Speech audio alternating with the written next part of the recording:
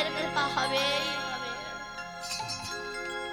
আস্তে তাই রাধারানী সখীদেরকে নিয়ে গিয়ে কুঞ্জ সাজিয়ে বসে আছে। আর এমন সময় নিশি 10 দণ্ডে গোবিন্দ যেই না রাধার কুঞ্জে আসছে। এখন এই রাধার কুঞ্জে আসতে গেলে একজনের কুঞ্জ পরে, কার বলুন তো? চন্দ্রাবলী। চন্দ্রাবলীর কুঞ্জ পেরিয়ে তবে রাধার কুঞ্জে যেতে হয়। গোবিন্দ ভাবছে একবার যদি আমাকে চন্দ্রাবলী ধরে ফেলে তবে যে আমি রাধার কাছে আর যেতে পারবো না। তাই নুপুরকে বলল, নুপুর তুই বাজিস না। নুপুর বলছে আমি কি করব বললো, আমার তো বাজাই কাজ।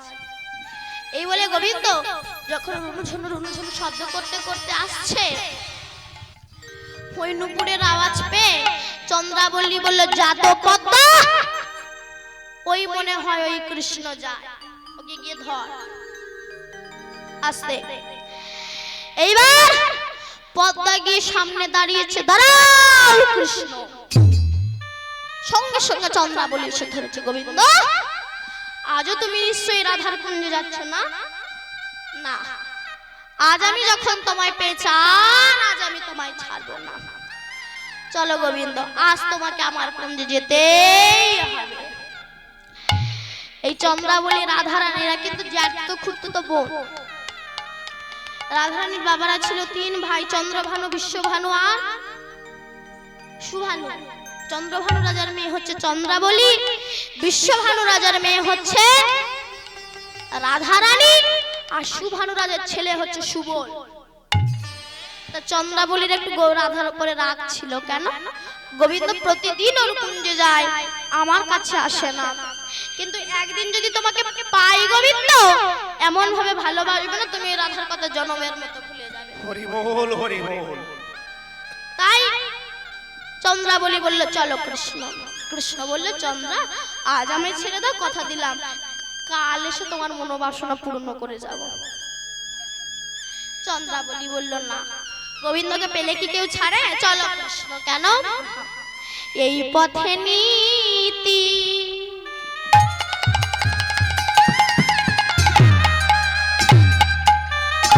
তুমি করো গতি,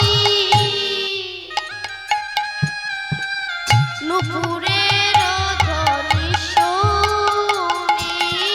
আর এই পথে নীতি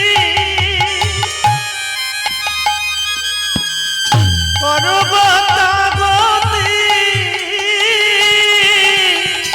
নুপুরের ধ্বনি শুনি।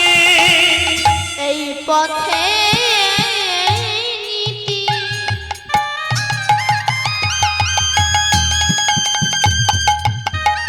তুমি করো গতি, নুপুরের ধ্বনি শোনে। আর এই পথে নীতি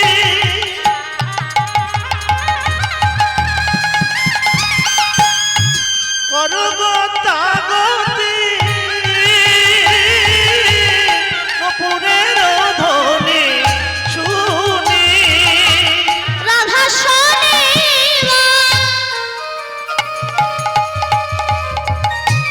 আমার নয়না, রাধা শোনিবা আমারি নইরা। ওই রাধা শোনিবা আমার নয়না। বধূ আমি বলছি একাকিনী, আমি বলছি একাকিনী। আর রাধা শোনিবা আমারি নৈরাস, রাধা শোনিবা আমারি নৈরাস। আমি বঞ্চি একা কিনি, আমি বঞ্চি একা কিনি। বধূ আমার মনোবাসনা পূরণ করো, মনোবাসনা পূরণ করো। মনোবাসনা পূরণ করো। আমার মনোবাসনা পূরণ করো। বড়ই আশা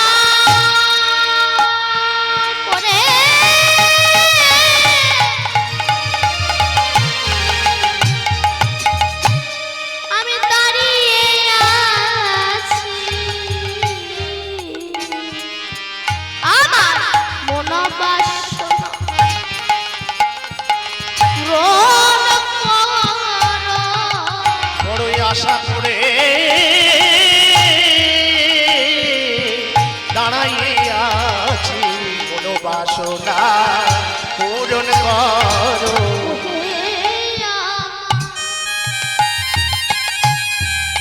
প্রাণের বধূ আমার মন বাসনা পূরণ করো।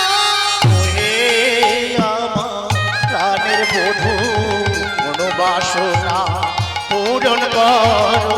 হে আমার প্রাণের বধূ আশা করে দাঁড়িয়ে আছি হে আমার প্রাণের বধূ আশা করে দাঁড়িয়ে আছি, হে আমার প্রাণের বধূ ওই আশা করে দাঁড়িয়ে আছি, হে আমার প্রাণের বধূ ওই আশা করে দাঁড়িয়ে আছি, ও হে আমার প্রাণের বধূ ওই আশা করে দাঁড়িয়ে আছি, হে আমার প্রাণের বধূ আশা করে দাঁড়িয়ে আছি, মনোবাসনা পূরণ করো।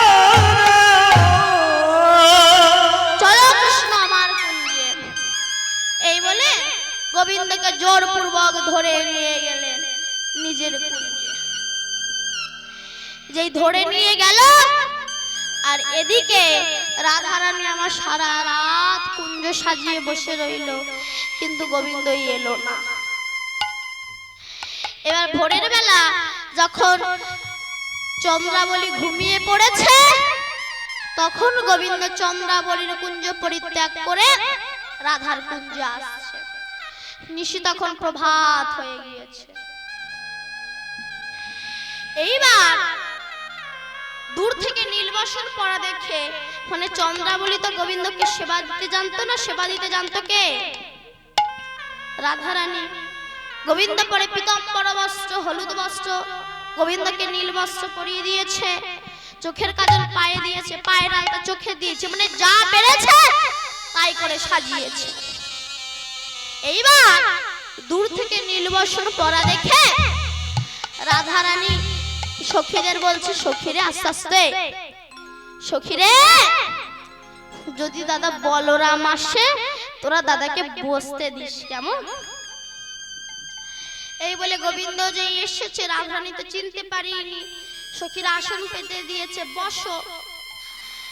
এইবার রাধারানী তখন ঘোমটা টেনে ভাসুরে গানে, এখন অবশ্য ঘোমটা টনটা কিছু দেয় না, ভাসুরে গানে ঘোমটা টেনে জিজ্ঞাসা করছে, দাদা তুমি ভালো আছো তো? তোমার মা রোহিণী কেমন আছে? যেই বলেছে অমনি গোবিন্দ বললেন, দেখো আমি রোহিণী নন্দন নই, আমি হলাম যশোদানন্দ। তখন সখীরা বলল, কি আমাদের রাধারানীকে কথা দিয়ে আর অন্য কুঞ্জে গিয়ে তাহলে তুমি বসেছিলে? বেরিয়ে যাও এখান থেকে, বেরিয়ে যাও। যেই বলেছে বেরিয়ে যাও, অমনি রাধারানী সখীদের বলছে, সখীরে ওকে তাড়িয়ে দিস না। কেন? ওই এসেছে তো, আমার মতো একজন হতভাগিনীর কথা ওর মনে তো আছে, এসেছে তো, ওকে তাড়িয়ে দিস না সখী, ওকে বসতে দে। প্রেম কাকে বলে দেখেছে? কিন্তু রাধারানী রাগটা করলো কখন? ওই চন্দ্রাবলীর সখীর নাম কি বলেছিলাম বলো? পদ্মা। পদ্মা রাধার কাছে এসেছে। কিছু কিছু মানুষ আছে না, লোকের ভালো সহ্য হয় না, ওই পদ্মা রাধার কাছে এসেছে। রাধে, এই রাধে, কি জানিস তোর কৃষ্ণ না কালকে আমাদের চন্দ্রাবলীর কুঞ্জে গিয়েছিল? রাধারানী বলছে, তো গিয়েছিল, তো গিয়েছিল। ওরে পদ্মা, যে কুঞ্জে আমার কৃষ্ণ থাকে না সেই কুঞ্জটাই তো থাকে না রে। যে কুঞ্জে আমার কৃষ্ণ থাকে না সেই কুঞ্জটাই তো থাকে না। কুরুক্ষেত্রের যুদ্ধ 18 দিন যে রথের উপর হয়েছিল, অর্জুন যুদ্ধ করেছিল আর গোবিন্দ সারথি হয়েছিল। রথের নাম কি বলো? কপিধ্বজ রথ। কপি মানে হনুমান। হনুমানের বাবা কেশরী রৌরসে অঞ্জনার গর্ভ হতে পবন দেবের আশীর্বাদে হনুমানের জন্ম হয়েছে, এই জন্য পবন পুত্র হনুমান বলা হয়। 18 দিন যুদ্ধ হয়ে যাওয়ার পরে কৃষ্ণ আর অর্জুন যখন রথ থেকে নেমে গেল, পেছন দিকে তাকিয়ে দেখলো ওই কপিধ্বজ রথটা দাউ দাউ করে পুরো ছাই হয়ে গেল। তো ঠিক তেমনি যতদিন এই দেহরাতে আমার কৃষ্ণ আছে, পীড়া পিঙ্গলা জীবাত্মা পরমাত্মা অর্জুন কৃষ্ণ যতদিন এই দেহরাতে আছে ততদিন দেহটা আছে। কিন্তু কৃষ্ণ আর অর্জুন যেদিন এই দেহরাত থেকে নেমে যাবে, যতই ভুরু টেনে সোজা করো না কেন, যতই চুল কেটে সিংবার করো না কেন, যাই করো না কেন, কৃষ্ণ আর অর্জুন যেদিন এই দেহরাত থেকে নেমে যাবে, এই দেহটাকে বাঁশের গলায় চড়িয়ে গরুর দড়ি দিয়ে আষ্টে পিষ্টে করে বেঁধে তার জন্য কাঁধে তুলে নিয়ে গোবর জল ছেটাতে ছেটাতে বলো হরি হরি বল বলতে বলতে শ্মশানে গিয়ে দেহটা পুড়ে ছারখার হয়ে। তাই তো রাধারানী বলেছিল, ওরে পদ্মা, যে কুঞ্জে আমার কৃষ্ণ থাকে না সে কুঞ্জটাই তো থাকে না রে। পদ্মা বলল, না না, আমি তার জন্য আসিনি, আমাদের চন্দ্রাবলী না একটা সোনার নুপুর হারিয়ে গিয়েছে, সোনার নুপুর। তো চন্দ্রাবলী আমাকে পাঠিয়েছে যে কৃষ্ণের কাপড়ের সঙ্গে বেঁধে তার ওই নুপুরটা চলে এসেছে কিনা, তাই সে আমায় পাঠিয়েছে, আমি দেখতে এসেছি।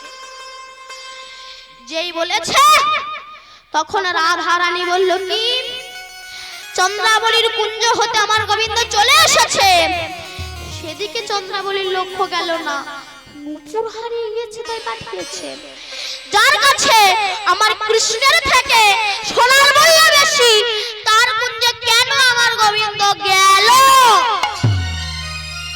এই বলেই রাধা রানী আমার মানে বসলেন।